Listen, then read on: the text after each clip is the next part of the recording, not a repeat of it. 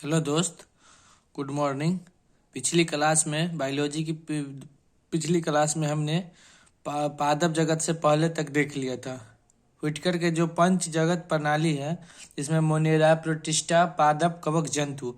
तो मोनेरा और प्रोटिस्टा हम लोग देख चुके हैं अच्छी तरह से। अब पादप के बारे में जानकारी प्राप्त करते हैं। पादप जगत जीव जगत की एक बड़ी श्रेणी है, जिसका अधिकांश सदस्य प्रकाश संश्लेषण द्वारा शर्करा जातीय खाद्य बनाने में समर्थ होते हैं।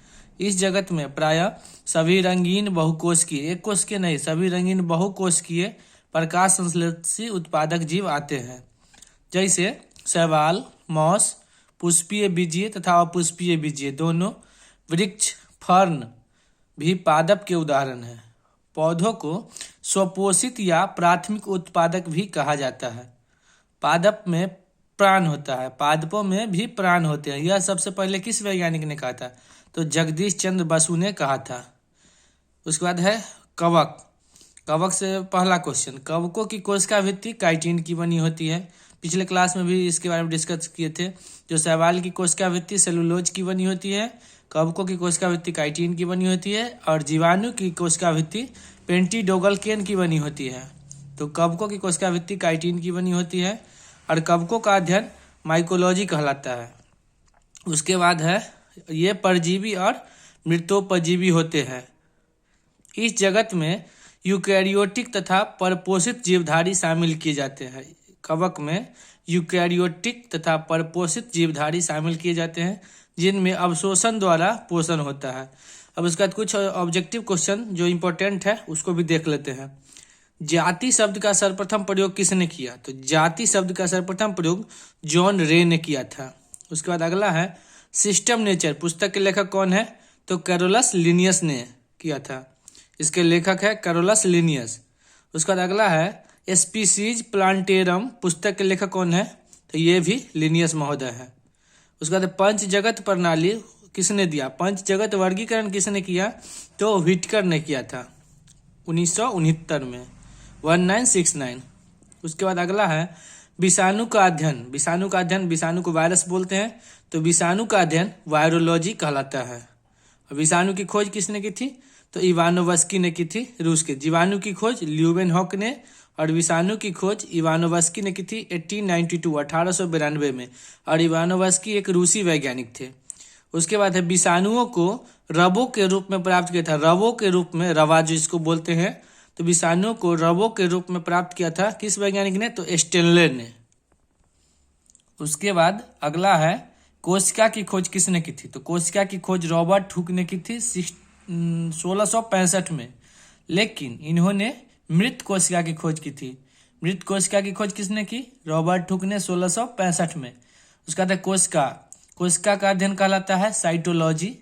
विषाणु का आनुवांशिक पदार्थ होता है। विषाणु में डीएनए या आरएनए होता है। दोनों नहीं बोलेंगे, डीएनए और आरएनए नहीं, डीएनए या आरएनए। क्या? तो डीएनए या आरएनए। उसका डीएनए का फुल फॉर्म होता है, खूब एग्जाम में पूछा जाता है, deoxy ribo nucleic acid. RNA हो गया राइबो न्यूक्लिक एसिड। आनुवांशिकता की खोज किसने की थी? तो ग्रेगरी जॉन मेंडल ने की थी। और मेंडल साहब ने मटर के पौधे गार्डन पी का प्रयोग किया था आनुवांशिकता की खोज में, गार्डन पी। उसके बाद जीव वर्गीकरण की मूल इकाई क्या है? तो जीव वर्गीकरण की मूल इकाई है जाति।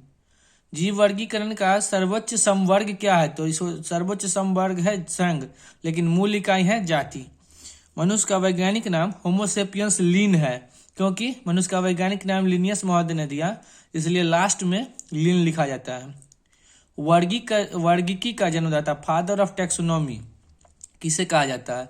तो लिनियस महोदय को ही कहा जाता है। 1753 में वर्गीकी का जन्मदाता कहा जाता है लिनियस को। उसके बाद अगला है द्विनाम पद्धति में पहला शब्द वंश का नाम होता है और दूसरा जाति का नाम होता है।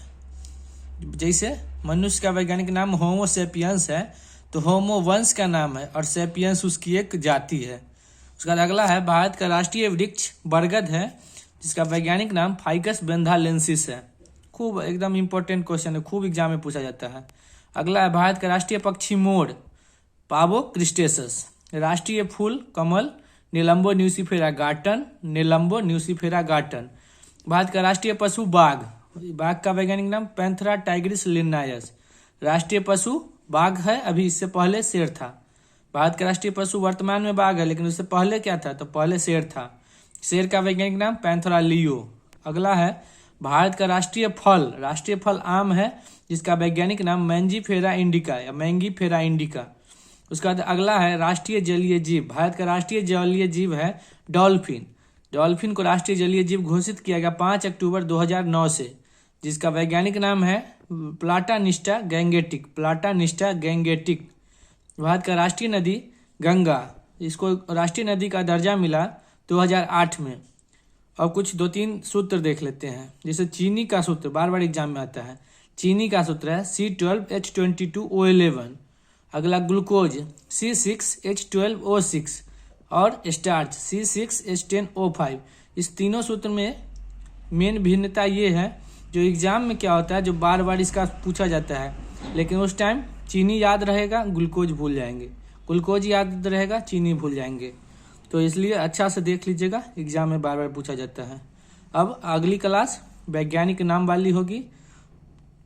और चैनल अच्छा लगे तो सब्सक्राइब करें, शेयर करें, थोड़ा भी हेल्पफुल लगे तो लाइक करें, सब्सक्राइब करें। Thank you.